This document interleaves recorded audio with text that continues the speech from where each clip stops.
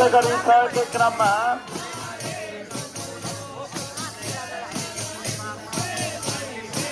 जोसिन्दा गेवाली जुरे समस्त परिवारको नाममा परिवारको सुख शान्ति समृद्धिको कामना गर्दै समस्त पितृ तरुण पितृहरूको वैकुण्ठवास होस् भनी 105 रुपियाँ सहयोग गर्नुभएको छ।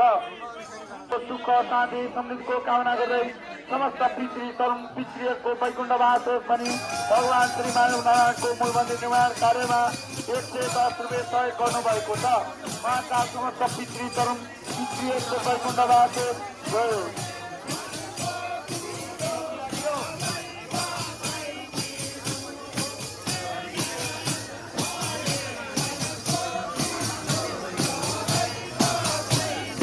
त्यसै गरी सहयोगको क्रममा विजय राईज्यूले समस्त परिवारको नाममा परिवारको सुख शान्ति समृद्धिको श्री माधव नारायण यता लाइन बस्नु है श्रद्धालु भक्तजन।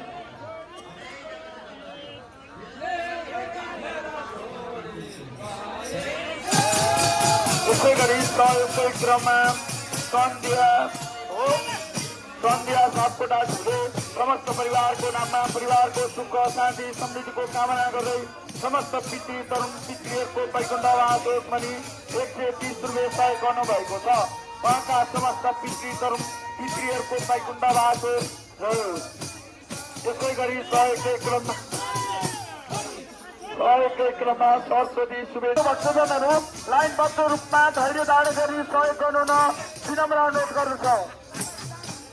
त्यसै गरी सहयोगकै क्रममा प्रतिमा रेग्मीज्यूले समस्त परिवारको नाममा परिवारको सुख शान्ति समृद्धिको कामना गर्दै 105 रुपियाँ सहयोग गर्नुभएको छ। उहाँका समस्त पितृ तरुण पितृ देवताले आशीर्वाद प्रदान गरून्। जय होस्। त्यसै गरी सहयोगकै क्रममा मनिषा उहाँका समस्त पितृ तरुण पितृ देवताले आशीर्वाद प्रदान गरून्। जय श्री माधव नारायण।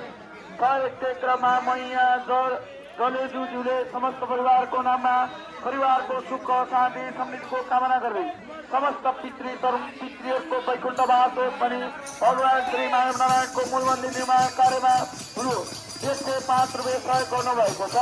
श्रद्धालु भक्तजन यता लाइन बसेर आउनुहोस् है।